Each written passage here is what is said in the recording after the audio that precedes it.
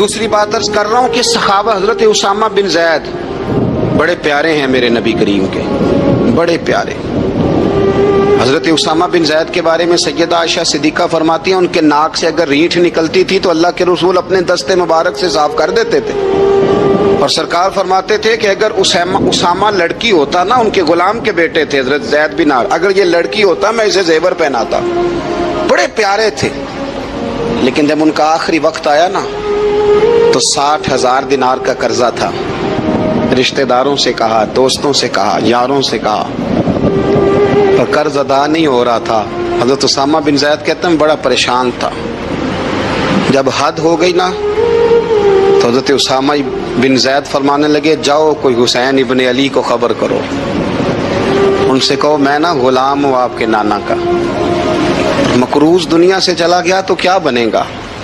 امام حسین کو خبر ملی تو دوڑے آئے۔ لاجپال اس پیر کو نہیں کہتے جو تگڑا نذرانہ لے کے تو ماتھا چوم لے، لاجپال تو اس کو کہتے ہیں کہ جب ضرورت پڑے تو وہ سر پہ موجود ہو۔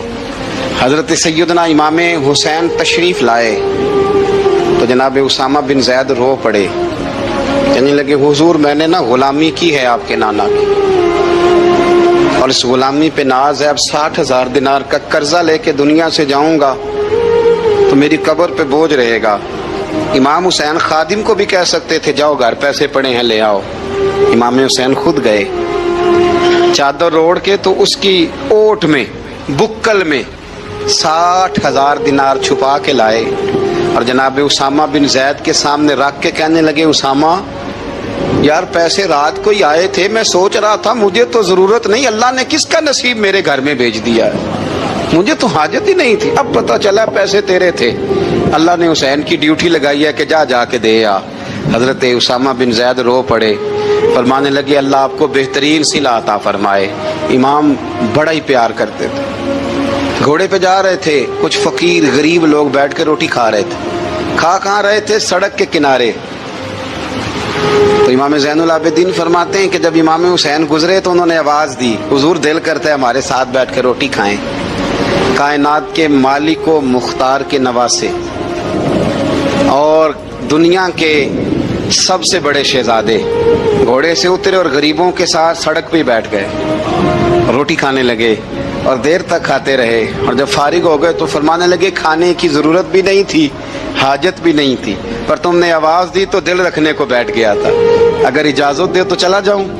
یہ مزاج تھا، یہ طبیعت تھی۔ آپ کے ایک بھائی ہیں چھوٹے، حضرت محمد بن حنفیہ نام ہے، حضرت مولا علی شیر خدا رضی اللہ تعالیٰ عنہ کی دوسری بیوی سے۔ ایک دن حضرت امام حسین ان کے گھر میں بیٹھے تھے تو کسی بات میں نا اختلاف رائے ہو گیا، تو امام علی مقام ناراض ہو گئے، فرمایا آج کے بعد تیرے گھر نہیں آؤں گا، رومال اٹھایا چلے گئے۔ لوگوں نے حضرت محمد بن حنفیہ رضی اللہ تعالیٰ عنہ سے کہا حسین تو ناراض ہو گئے، کبھی نہیں آئیں گے۔ آپ فرمانے لگے بھائی تمہارا ہے کہ میرا؟ جی بھائی تو آپ کے ہیں۔ فرمایا اگر کہو تو چند منٹوں میں حسین واپس آئے۔ جناب ناراضگی ہو گئی ہے۔ فرمایا ناراضگی ہوئی ہے پر میں اس کے دل کی نرمی کو تو جانتا ہوں، اس کے مزاج کے اندر جو محبت ہے اس سے تو ابھی آئے۔ کہ جناب وہ کیسے؟ فرمانے لگے دیکھنا ذرا۔ تو امام حسین نے خط لکھا، حضرت محمد بن حنفیہ نے رکا لکھا، کہنے لگے حسین میرے باپ کا نام بھی علی ہے اور آپ کے باپ کا نام بھی علی ہے، پر ایک فضیلت ایسی ہے جس میں میں آپ کا مقابلہ نہیں کر سکتا، وہ یہ ہے کہ آپ سیدہ فاطمہ تو زہرا کے لال ہیں، آپ محمد مصطفیٰ علیہ السلام کے نواسے ہیں۔ کہنے لگے بھائی جان آپ نے نانا جان کی وہ حدیث تو سنی ہوگی کہ دو لوگ ناراض ہو جائیں تو جو صلح پہلے کرے جنت میں پہلے جائے گا۔ فرمانے لگے دل میرا کر رہا تھا کہ پہلے صلح کر لوں، لیکن پھر بڑے بھائی کو پشت کروں گا جنت میں جاتے ہوئے، یہ بھی تو بے ادبی ہے نا۔ اب خط میں نے لکھ دیا ہے، آپ کا جو ارادہ ہو۔ امام حسین نے خط پڑھا تو آنکھوں میں آنسو آ گئے، پھر سے رومال اٹھایا۔ بچے پوچھنے لگے کہاں جا رہے ہیں؟ کہا بھائی کے گھر جا رہا ہوں۔ کہا آپ تو ناراض تھے؟ فرمایا تھا ناراض پر ہے تو میرا بھائی نا، ہو گئی بات ختم۔ بڑی دل میں نرمی، طبیعت میں سوز، لہجے میں گداز۔ حضرت امیر معاویہ رضی اللہ تعالیٰ عنہ نے ایک شخص کو بھیجا مدینہ منورہ شام سے، تو اس نے کہا میں نے امام حسین سے ملنا ہے، تعارف کیا ہے؟ جناب امیر معاویہ فرمانے لگے مسجد نبوی میں جانا جس کے گرد لوگ سب سے زیادہ ادب سے بیٹھے ہوں اور جس کی باتیں سب سے زیادہ میٹھی ہوں اور جس کی نظریں سب سے زیادہ جھکی ہوں اور جس کے چہرے پر تمہیں سب سے زیادہ وقار نظر آئے وہی علی کے بیٹے حسین ہوں گے. جو سب سے زیادہ تمہیں وہاں ماحول کے اندر جو شخص نظر آئے پوچھنے کی ضرورت نہیں پڑے گی. وہ شخص کہتا میں مدینے آیا تو میں نے واقعی ایک شخص کو دیکھا کہ شہد کے گرد مکھیوں کا اتنا ہجوم نہیں ہوتا جتنا امام حسین کے گرد رسول اللہ کے غلاموں کا ہجوم تھا. لیکن نظریں جھکی ہوئی، باتیں میٹھی، لہجہ گداز گداز، لفظوں میں رانائی، اور لوگ کئی باتیں پوچھتے تو علی کے صاحبزادے ایک آدھ جملہ بولتے تو لگتا یہ کہ وہ جملہ سیدھا دل میں اترتا چلا جاتا ہے. امام علی مقام کے کردار میں نا کچھ باتیں بڑی زیادہ تھیں، بہت زیادہ تھیں. بڑا حسن تھا. ایک بات تو یہ تھی امام حسین رضی اللہ تعالیٰ عنہ کا علم و فضل بڑا کمال کا تھا. ایک دفعہ صحابہ میں مسئلہ بن گیا کہ بچہ پیدا ہوتا ہے تو اس کا وظیفہ کیسے لگانا ہے. امام حسین کا علم و فضل بتا رہا ہوں، علم و فضل. تو بات بڑی پیچیدہ ہو گئی. حضرت عبداللہ ابن زبیر کے پاس لوگ آئے، کہنے لگے کہ آپ بڑے صاحب علم و فضل ہیں، آپ نے حضور علیہ الصلوۃ والسلام کے ساتھ وقت گزارا ہے، تو مسئلے کو حل کریں کہ بچہ پیدا ہونے کے بعد حکومت اگر وظیفہ لگائے گی تو کب لگائے گی. جب بحث طول پکڑ گئی، مسئلہ حل نہیں ہوتا تھا، تو حضرت عبداللہ ابن زبیر کہنے لگے ہم سے نہیں حل ہوگا. ایک بندہ ہے جس کے سینے میں رسول اللہ صلی اللہ تعالی علیہ وسلم کے نور نبوت کا فیضان ہے، وہ یہ مسئلہ حل کریں گے. تو کہا وہ کون سے؟ آپ فرمانے لگے جب ہم سے مسائل حل نہیں ہوتے تو ہم ان کے علم سے فائدہ اٹھاتے ہیں. کہا کون ہے؟ کہا جناب امام حسین. تو لوگ حضرت امام حسین کے پاس گئے کہ حضرت یہ ایک مسئلہ الجھ گیا ہے کہ بچہ پیدا ہو تو وظیفہ کب لگانا ہے. فرمایا الجھنے والی بات ہی کوئی نہیں. پیدا ہونے کے بعد جب وہ پہلی دفعہ آواز نکالے تو اس کا وظیفہ لگا دو. اس کا مطلب یہ ہے کہ وہ دنیا میں آ گیا ہے، اس نے اپنے آنے کا اظہار کر دیا ہے، اعلان کر دیا ہے، اب اس کا وظیفہ لگا دو. تو اس پر پھر صحابہ کا اتفاق ہو گیا. امام حسین کے علم سے، فضل سے لوگ فیض اٹھاتے تھے. حضرت سیدنا امام حسین کی شہادت کے بعد حضرت عبداللہ ابن زبیر رضی اللہ تعالیٰ عنہ نے قاتلان حسین سے خطاب کیا اور فرمانے لگے اللہ کی قسم تم نے اس شخص کو شہید کیا ہے جو راتوں کو لمبے لمبے قیام کرتا تھا، اور تم نے اس شخص کو شہید کیا ہے جس سے میں دن میں جب بھی ملتا تھا تو وہ روزے سے ہوتا تھا. تم نے اس شخص کو شہید کیا جو قائم اللیل تھا، صائم الدہر تھا، اس شخص کو تم نے شہید کیا. آپ کو پتہ ہے کہ میدان کربلا میں جب 9 محرم کو ابن سعد نے امام حسین سے کہا کہ جنگ کرو، اگر یزید کی بیعت نہیں کرنی، تو امام حسین نے فرمایا ایک رات کی مہلت دے دو، ایک رات کی مہلت دے دو. حضرت امام زین العابدین کہتے ہیں میں نے اپنے والد گرامی سے عرض کی کہ ابا جی آپ جہاد سے دور جانے والے تو ہیں نہیں، آپ تو جہاد سے پیار کرنے والے، اور یہ بھی پتہ ہے مجھے کہ یہ جنگ اب ہو کے رہے گی، تو ایک رات کی مہلت لینے کا معنی کیا ہے؟ بھئی کل بھی لڑنا ہے اور رات بھی لڑنا ہے، تو ابا جی ایک رات کی مہلت. تو سیدنا امام حسین رضی اللہ تعالیٰ عنہ فرمانے لگے بیٹا رات کی مہلت اس لیے لی ہے کہ میں آج رات کھل کے اپنے رب کی عبادت کر لوں، میں استغفار کر لوں، میں لمبے سجدے کروں. اور کہا زین العابدین تو جانتا ہے نا کہ مجھے نماز سے، تلاوت سے، دعا سے اور استغفار سے بڑا پیار ہے. رسول کریم علیہ السلام نے فرمایا، جامع ترمذی میں موجود ہے، فرمایا میں جا رہا ہوں پر تمہیں 2 بڑی بھاری بڑی وزنی چیزیں دے کے جا رہا ہوں. صحیح ستہ کی روایت. 2 وزنی چیزیں تمہارے بیچ چھوڑ کے جا رہا ہوں، اگر ان کو تھام کے رہو گے تو کبھی گمراہی تمہارے پاس نہیں آئے گی. یا رسول اللہ وہ کون کون سی؟ فرمایا ایک اللہ کی کتاب دے کے جا رہا ہوں اور دوسرا اپنا خاندان دے کے جا رہا ہوں. اگر اہل بیت نبوت کو تھامے رہو گے، ہمارے بزرگوں نے لکھا ہے کہ یہ جو حضور نے کتاب اللہ اور پھر اپنی اہل بیت کا تذکرہ فرمایا، تو اس کا مطلب یہ ہے کہ تھیوری دیکھنی ہوئی تو قرآن دیکھنا، اور پریکٹیکل دیکھنا ہوا تو علی اور فاطمہ کو دیکھنا، حسن اور حسین کو دیکھنا، ان کو دیکھنا.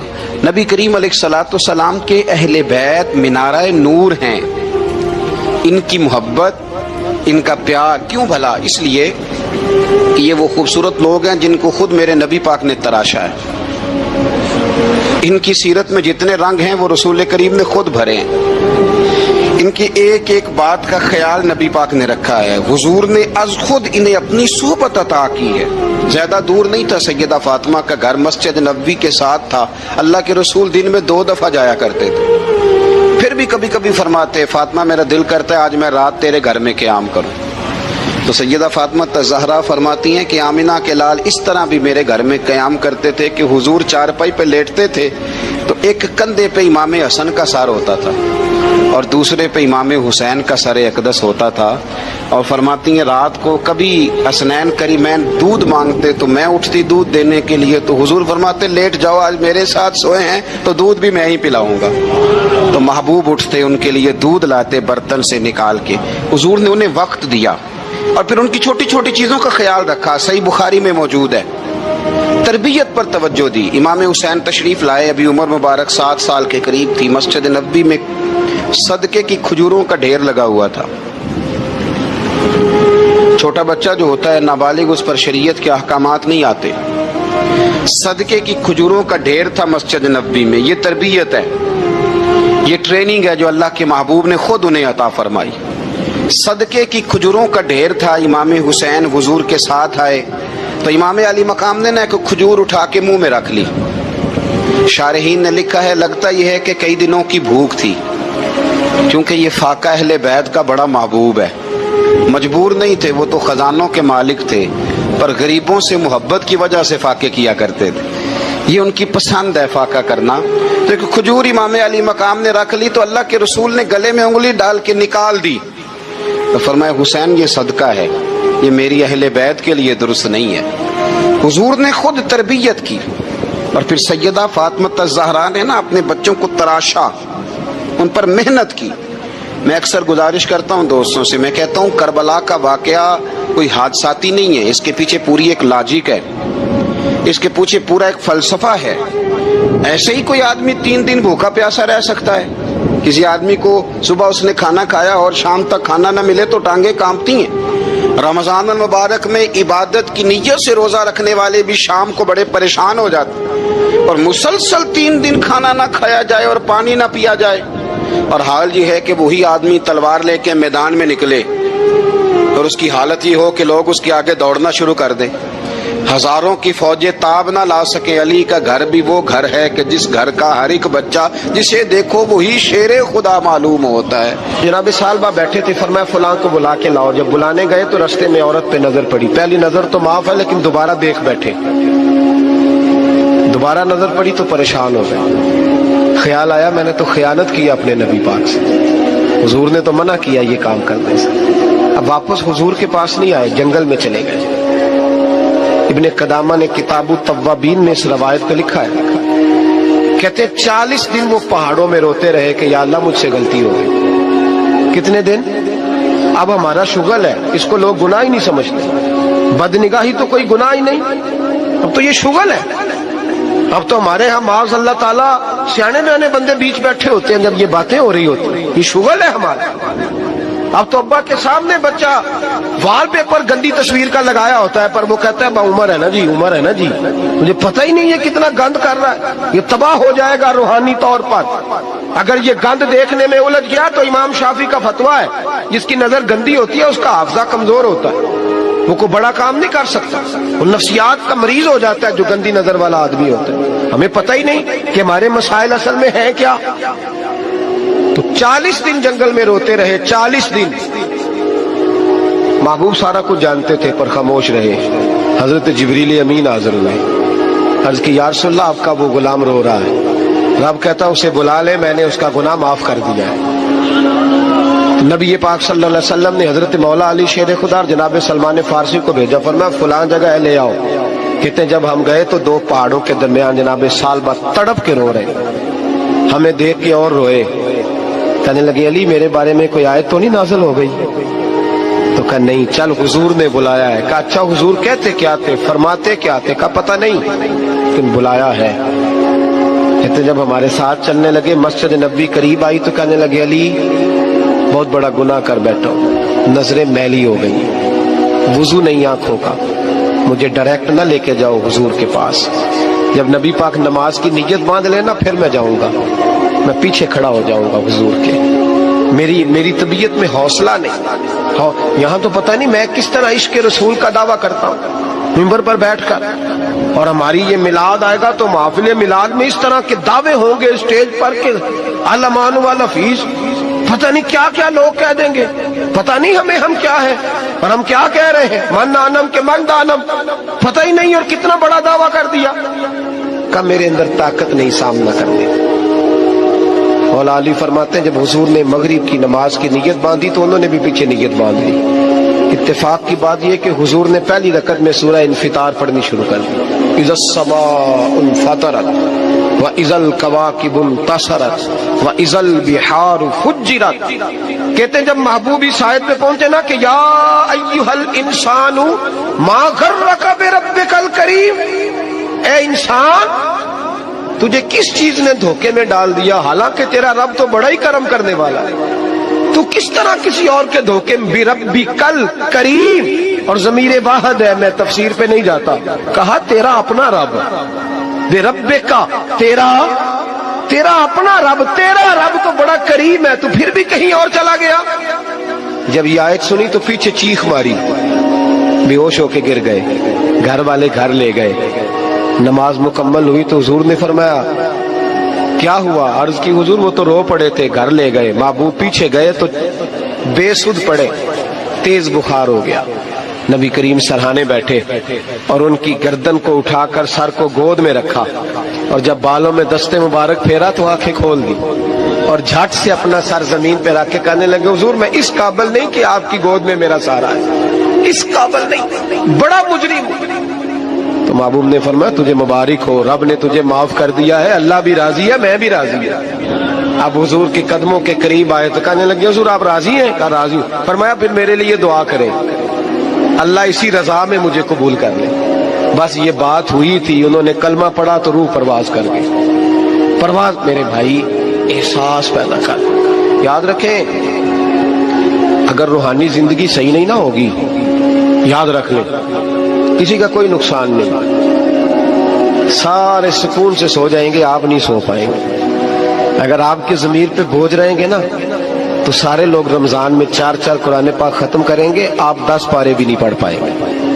अगर आप अपने आप को सही नहीं करेंगे, रूहानी जिंदगी बहाल नहीं होगी, तो याद रखना बड़ा अपना आप सारा कुछ सजा के जाहिरन बड़े परहेजगार बन के भी अपने ज़मीर की अदालत में फैसला अपने हक में नहीं करा पाएंगे। तिजोरियों से माल भरा हुआ होगा लेकिन घर में सुकून नाम की चीज ढूंढने से नहीं मिलेगी। एक मांगने वाला फकीर मदीने आया तो सहाबा अपनी अपनी नमाजें पढ़ रहे थे, हजरत अली भी नमाज में थे। नमाज में ही रब के बंदों का ख्याल आ गया। हुजूर की हदीस मैंने सुनाई थी ना, नबी पाक फरमाते हैं मैं अल्लाह की नमाज पढ़ रहा होता हूँ पर बूढ़े का ख्याल आता है तो नमाज छोटी कर देता हूँ, बीमार का ख्याल आता है तो छोटी। हजरत अली कहते हैं मस्जिद में आके पुकारा तो मैंने सलाम भी फेरने का इंतजार नहीं किया, मेरे पास चांदी की अंगूठी थी, मैंने फौरन उतारी और नमाज के दौरान ही मैंने उसकी जानिब फेंक दी। फरमाते हैं उस साइल ने जाके हुजूर को बताया, हुजूर आज मैं मस्जिद में गया हूं, सब नमाज पढ़ रहे थे, कुछ मिला नहीं। हुजूर ने फरमाया वहां अली नहीं थे? हुजूर थे। फरमाया फिर कुछ मिला? कहा हुजूर उसने तो नमाज पढ़ते पढ़ते भी सखावत कर दी है, नमाज पढ़ते पढ़ते भी सखावत कर दी। माला वाले सखी नहीं होंगे, कौन? पैसे वाले सखी, मैं नहीं आखा, मियां साहब कह रहे हैं माला वाले सखी नहीं होंगे, ते सखियां माल नहीं हुंदा, इत्थे उथे दुआ जहान नहीं, सखी कंगाल नहीं हुंदा। नबी पाक ने फरमाया जिसकी जेब में पैसे है वो सखी नहीं होता, जिसका दिल बड़ा है वो सखी होता है। हजरत अली शेर खुदा घर में 3-3 दिन खाना नहीं पकता, पर जो आता है वो झोली भर के लेके जाता है, वो झोली भर के। भाई जिंदगी उसकी है जिसकी दीन के काम लग गई, वरना लोग वक्त जाया करके चले जाते हैं। पैसा कमाना, दौलत कमाना, रिज़्क़ हलाल कमाना इबादत है, और इसको दीन ईमान बना लेना हुस्न नहीं जिंदगी का। लोग अपना आप जाया कर देते हैं, अपना आप जाया ना करो। शेर खुदा का महल कोई नहीं था, पर लगता है सारी कायनात शेर खुदा की जागीर है। हजरत अली रदी अल्लाह ताला अन्हु का बैंक बैलेंस नहीं था, लेकिन आज अगर अल्लाह किसी को नूरे बसीरत दे تو وہ اٹھ کے دیکھے کائنات میں جتنا کچھ بھی ہے آج پورے عالم دنیا میں، عالم اسلام میں حضرت علی کا ہی ذکر ہو رہا ہے، پوری دنیا حضرت علی کا۔ پھر اللہ نے فہم دیا، بصیرت دی، حضرت علی کو اللہ نے علم دیا۔ بہت بڑے عالم تھے حضرت علی، بہت بڑے۔ حضرت سیدنا عمر فاروق رضی اللہ تعالیٰ عنہ فرماتے ہیں اگر ہمارے درمیان علی نہ ہوتے ہم ہلاک ہو جاتے، جہاں کوئی مسئلہ بنتا شیر خدا اس مسئلے کو حل کرتے، بلکہ حضور نے فرمایا میں علم کا شہر ہوں، علی اس کا دروازہ ہے۔ حضرت جبریل امین علیہ السلام آئے انسانی شکل میں، حضرت علی کے سامنے کھڑے ہو کے کہنے لگے علی سنا ہے آپ شہر علم کے دروازے ہیں۔ حضرت علی کہنے لگے میں نے نہیں کہا، یہ تو میرے رسول نے کرم فرمایا ہے۔